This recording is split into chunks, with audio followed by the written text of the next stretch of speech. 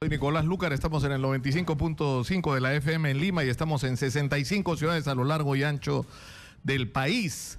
El día de ayer me sorprendió Rosa María Palacios en su blog escribiendo un artículo explicando las supuestas razones de la salida de Juan Carlos Tafur de esta radio, que yo no las conozco, pero según ella hay una especie de conspiración en esta radio promovida por mí, y describe una reunión en la que yo habría dicho ciertas cosas sobre el Grupo del Comercio. Rosa María, la mitad de las cosas que he dicho en esa reunión son las que tú dices y que han motivado, bueno, decías, ¿no? Ahora parece que has cambiado de opinión. Pero tú has presentado, junto con tus amigos y el señor Mombe, un recurso contra la concentración de medios del Grupo del Comercio. ¿Por qué? Porque concentrar medios es tener demasiado poder. Es arrodillar a la gente, es arrodillar presidentes, como ha pasado en este país. O sea, yo te pongo, te saco, yo te puedo, ¿no?, vacar, yo puedo hacer contigo lo que quiera, porque el diario El Comercio y el Grupo El Comercio ha arrodillado a los últimos presidentes de la República del Perú. Entonces, y que hay un problema con la manera como la actual administración del comercio llegó a tener el control del Canal 4, pero es obvio, pues. O sea, eso no resiste el menor análisis. El menor análisis, y eso fue un proceso de manipulación política escandalosa que debería merecer la atención del Congreso de la República y la atención de otras instancias, incluyendo la Contraloría. ¿Y por qué lo digo? Porque Canal 4, y yo lo dije en su momento y lo repito ahora, al igual que Canal 5, la sanción, aparte de otras que merecía, es perder la licencia, porque habían incumplido las normas mínimas que se deben cumplir cuando uno tiene una concesión del espectro radioeléctrico, como es un canal de televisión. Y por lo tanto, lo que debió pasar es que Canal 4 y Canal 5 perdieran sus licencias. No ocurrió así y Toledo decidió manipular la titularidad de estas empresas. Y se usó lamentablemente el sistema anticorrupción para eso y arrodillaron a los señores del Banco Vice que habían hecho transacciones con Montesinos y los obligaron en la casa de Alejandro Toledo, porque ahí eran las reuniones, a entregar la deuda que Canal 4 le tenía al Banco Vice a cambio de nada al señor Mome, de nada. Yo voy a pagar algún día, ese fue el compromiso, algún día pagaré. Y luego ¿quién entró a Canal 4? El Grupo del Comercio asociado con el señor Santo Domingo. No dice, oye, ¿qué hacía Santo Domingo? Es que Santo Domingo tenía un problemón, pues. Había comprado la cervecería Bacus y los accionistas minoritarios lo acusaban al señor de haberse pasado por encima de los derechos de los accionistas minoritarios a la primera opción. Entonces, ¿quién resuelve esto finalmente y casi simultáneamente? Entra el Grupo Santo Domingo a Canal 4 y se resuelve el problema en la CONASEF. Y hay una persona que es el hilo conductor en todos estos hechos, el señor César Almeida. Cuando Canal 4 estaba en Indecopi y había que resolver el tema de las acreencias y cómo se manejaba, ¿quién estaba en Indecopi? Almeida. Y cuando había que resolver el problema del Grupo Santo Domingo en CONASEF, ¿quién pasó a CONASEF? Adivinen. César Almeida.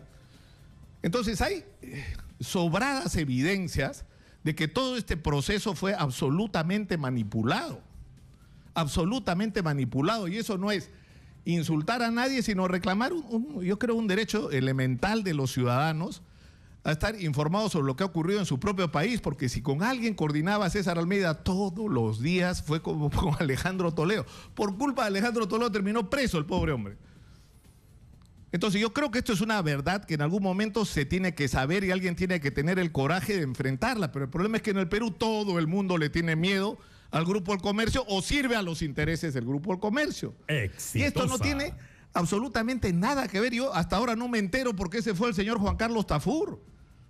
Cuando entró acá el señor Philip Butter, que es una persona con la que yo públicamente tengo diferencias, el señor Juan Carlos Tafur no quiso permanecer en la radio por su voluntad. Nadie lo sacó, él salió de la radio porque quiso. Y yo creo que se equivocó, porque la tragedia del Perú es que somos un país profundamente dividido, donde todos nos creemos poseedores de la verdad y vamos hacia la confrontación, y lo que hay que crear son puentes de comunicación entre los peruanos.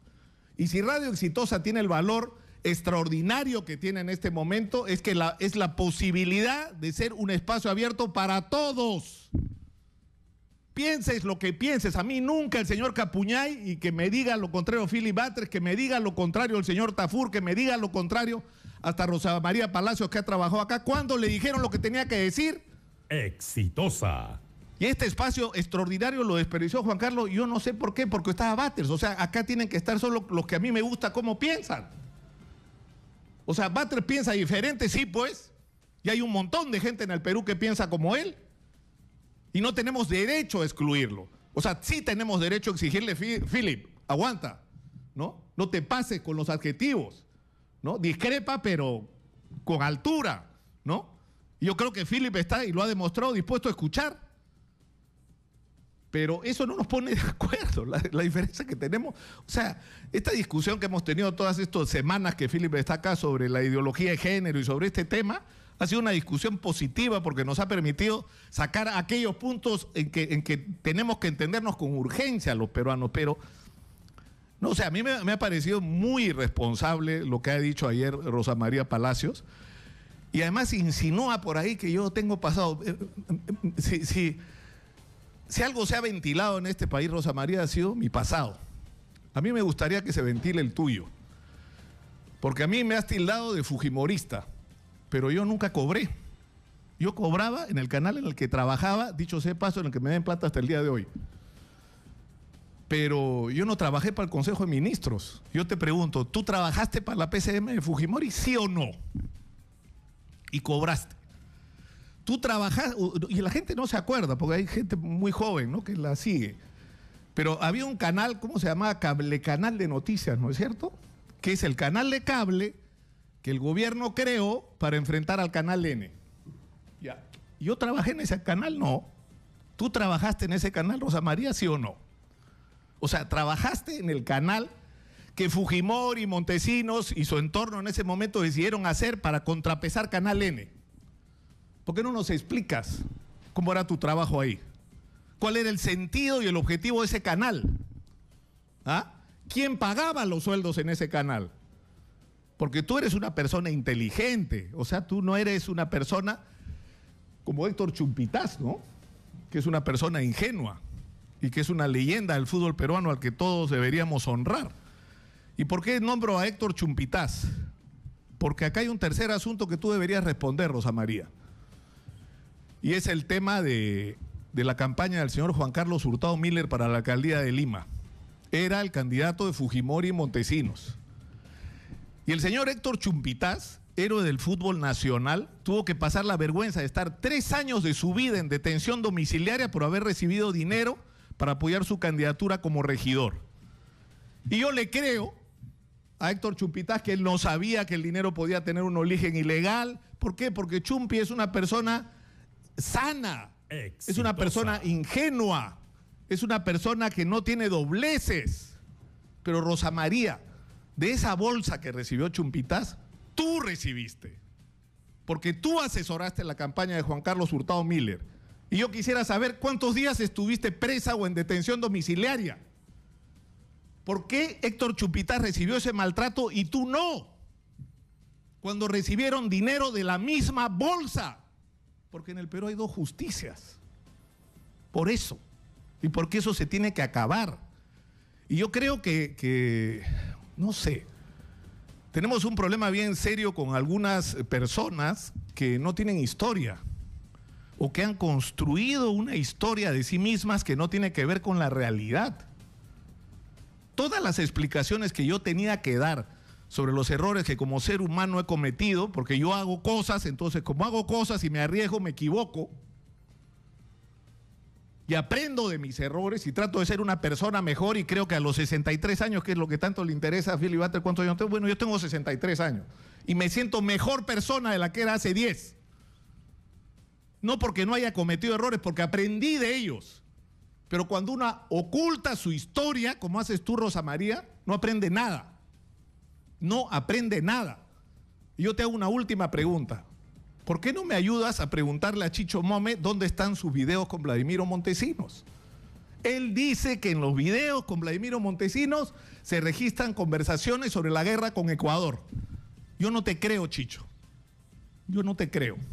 Y yo creo que todos los ciudadanos tenemos derecho que, a ver, así como vimos los videos de Crucillat, ¿por qué no vemos los de Mome? Porque desaparecieron. Porque alguien pagó por ellos. Y una vez más, esas son dos justicias. Y eso tiene que cambiar. Por ahí lo dejamos ahí, ¿no?